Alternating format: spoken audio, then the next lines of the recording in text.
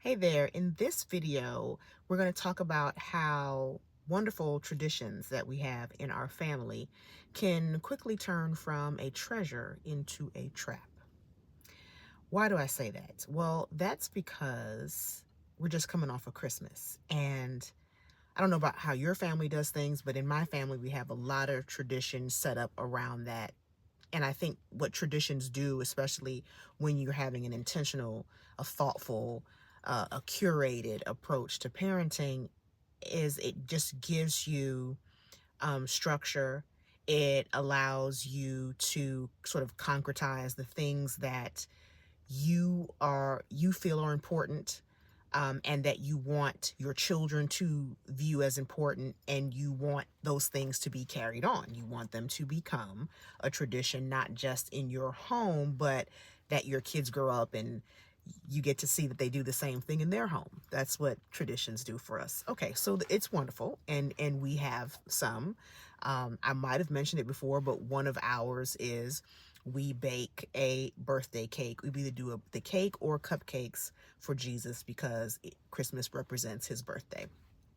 And so that is something that we have come to do. And yes, my youngest child is 15 and she is still looking for us to, did you get the stuff to make the cupcakes? Is literally what she said to me. And so it is a thing that we have done now so many years that it is just part of the fabric of our Christmas. Or maybe you're like my sister-in-law, who this whole video was started from a conversation that we had when she was calling to, find out who wants what for Christmas. And really, it's what does my daughter want for Christmas? Because the boys are older, they're young men, and they just want money. So, talking about what she wants for Christmas, me catching up with what my niece and nephew are up to and all the things. And we talked about how, oh, well, like one of her things is maybe yours too, is she was telling me how the kids are still into Santa Claus. Because that's a tradition that, although she didn't grow up with that concept being purported in her home, that's something that she did with her kids. And that, even at their ages, we were joking at how they still, they're still into Santa Claus. Okay, so great. So everybody has certain things that they hold dear, that they attach to special events and occasions, and they want their kids to buy into, and it be something that continues on and on. Well, we were talking about how we sort of threw a monkey wrench. We hadn't discussed it, but it's something that just ended up happening in both of our families, threw a monkey wrench in the family traditions. Um, I think both of our families, we stay home for Christmas. We don't typically travel.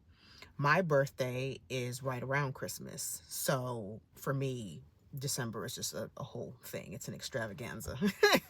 but, and so because of that, I have even foregone traveling for my birthday because it's Christmas, and not wanting to, we have all the traditions, and, not wanting to disturb my children's enjoyment of it. Well, my children are significantly older.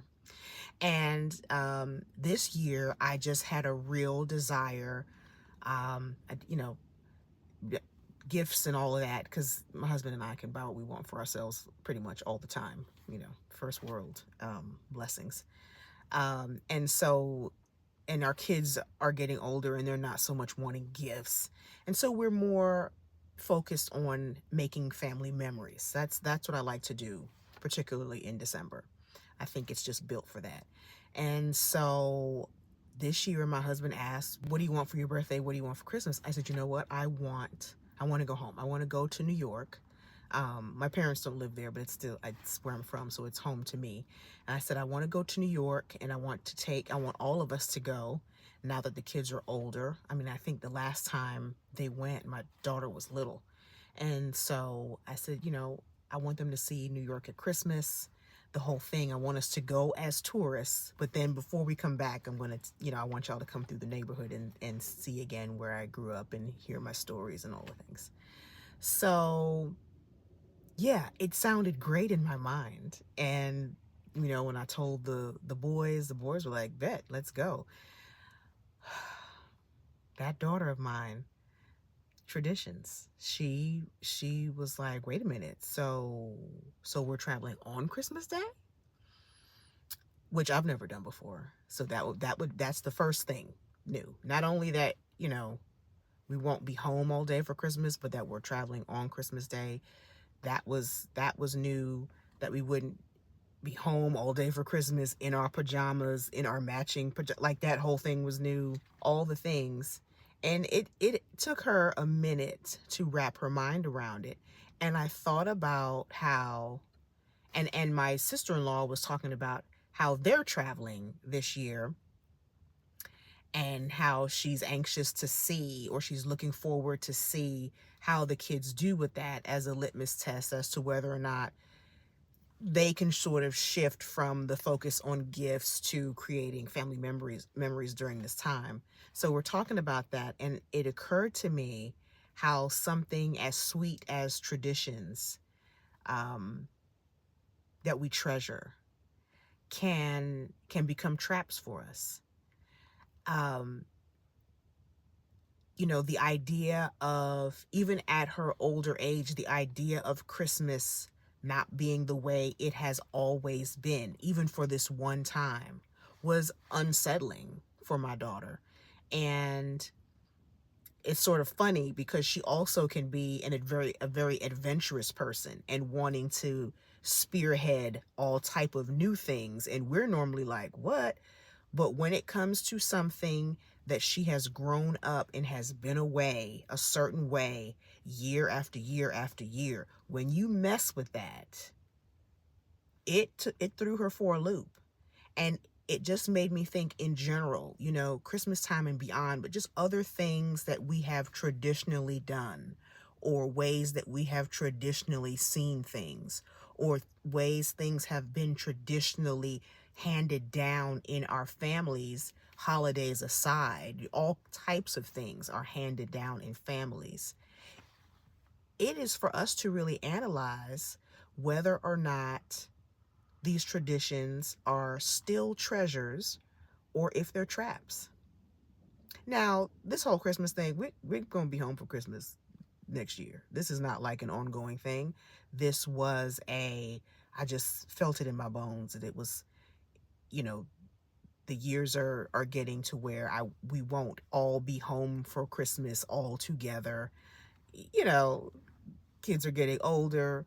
They're starting to have romantic relationships. Who knows where these things will go? And there will come a time where it'll be like a big deal to coordinate everybody getting together, not knowing where everybody's going to end up living in the country, and yada, yada, yada. And so I wanted to make the most of it, to have the opportunity for my kids to see New York at Christmas and sort of see New York through my eyes, before they go see New York and experience New York on their own as adults. And so this is not going to be a norm. I like to be home for Christmas myself, so this is even a stretch for me. But I see it as exciting, where my daughter saw it as borderline, like, disturbing. And she rolled with it. She found the bright side, and we ended up having a wonderful time. But it just made me think about how quickly even things that we treasure, if we hold them too tightly, the traditions that we treasure, they can become traps for us. They can become things where if you tinker with them, we hold them so tightly that it's now traumatizing. And then it's no longer a blessing. It's no longer something that benefits you. It's something that has you bound. And that's never what we want. And so it was interesting to see her response, and it was interesting to sort of have this perspective for myself, and just to again be reminded that bigger than holidays, to look at the other things that we might traditionally do in families, that we do without even thinking. It has always been that way. Grandma did it, mom did it, I do it, and we don't even think about it, and we don't think about the impact that it has, whether it's still relevant, whether it's still appropriate for this time, whether it still works the way it used to. And if we just continue to do things on autopilot, or just continue to do things because of memories we have about it and how wonderful we might feel about it, but not really assessing whether or not it's healthy or whether or not it's helpful, you can get yourself in a trap. So, New Year is coming up, and um, you're going into the year, and there may be things that you have traditionally done a certain way. And I just invite you to have a look at those things. And as much as I am a sucker for tradition, I love it. I love the structure it has given my family. I love the things that I've been able to teach them and communicate to them through the traditions, to reinforce, to reiterate. Its traditions have been a blessing. But I also know the art and have had the opportunity, tough as it has been at times, to say, okay, this has been done a certain way this long, and no more. No more. My whole parenting style is that. I could have easily continued on in what I inherited, in what I was exposed to as a child, in what wounded me as a child. But I stopped and I thought about it, and I thought about whether that was something I wanted to continue. Functionally, that would have been a tradition to continue. And I stopped and said, no, it's enough of that. It's time for something different. And it was hard. It's hard for you to have done something a way for so long, or experienced something a particular way for so long. It's like muscle memory. Even if you don't like it, it's what you're used to. It's familiar. And to develop an entirely different framework and to base it on something other than the tradition of your family, but for me, what it says in God's word, what I know to be true as a pediatrician, taking into account a child's development and those sort of things, and to come up with a pathway for my family to go forward on that in many ways looks very different than what I come from. Yeah, it takes courage. It takes consistency. It takes, it takes a lot of reps doing a new thing, but it's worth it. So this year, I encourage you to check your traditions and make sure that they are all still treasures. And if some of them have become traps, you should look into that and see if that's an indication that something needs to change. Just a thought. Before I go, I just want to remind you of what I remind you every time in these videos. When it comes to you being the mother of your children, you are the woman for the job. Take care.